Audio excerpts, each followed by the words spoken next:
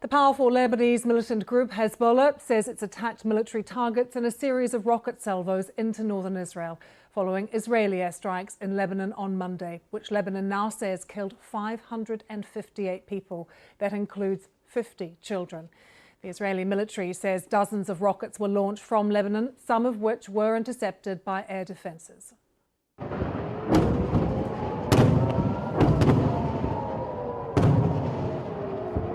There were the sounds of sirens across northern Israel this morning, those distant booms you could hear in the Galilee region.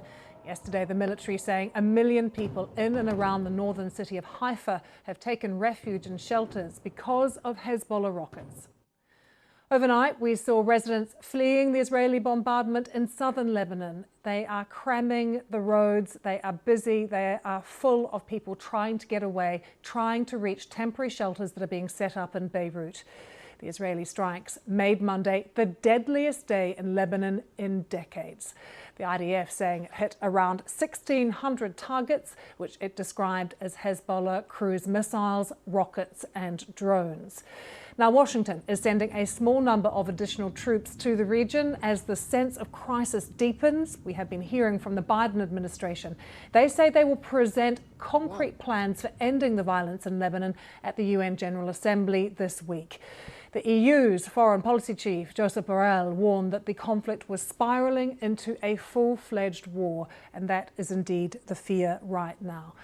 We will speak to our correspondents across the region, have full analysis for you on this developing story. So let's start there in both Lebanon and in Jerusalem with our correspondents Lina Sinjad in Beirut and Yolande Nell joining us from Jerusalem. Firstly, Yolande, reports in the past few minutes or so of further rocket attacks into northern Israel and reports from Hezbollah that military bases have been targeted. What are you hearing?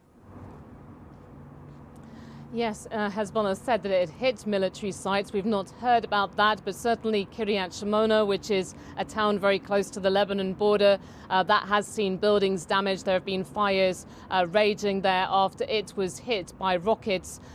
People in the north of the country remain very much on edge. Of course, prior to this escalation, tens of thousands of people had been evacuated from their homes due to the cross-border fighting that's gone on since the October war started in Gaza.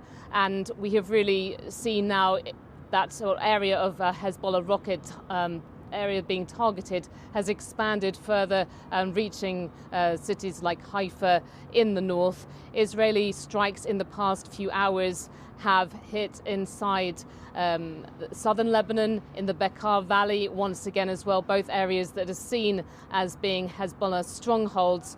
We've heard from the Israeli military. It says it's been hitting launch sites for rockets, weapons stores and command centers. Yesterday, it was something like 1,600 Hezbollah targets that the Israeli military said were hit at what it called the peak of its operation, this very intense aerial bombardment. And the assessment was from the Israeli military that tens of thousands of Hezbollah rockets had been put out of use.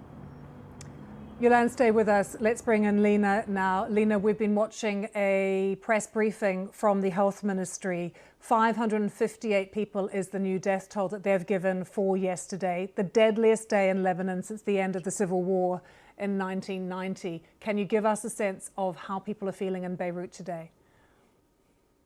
There is a great sense of anger, but also of fear. People have been saying for the past year that they don't want to see Lebanon dragged into a full-fledged war. And what's happening and what happened over yesterday in south of Lebanon is just reminding people of the 2006 war, of the mass exodus of people running away for safety. Thousands of civilians, of families have fled their cities and towns in southern Lebanon towards the north, and people are packed, jammed in their cars, looking for shelters, looking looking for houses, even reaching Beirut, where the government have allocated at least 5 schools to turn into shelter. You know, the number of people that mostly civilians, everyone you talk to here in Beirut have a relative or a friend in southern Lebanon that was targeted or was displaced.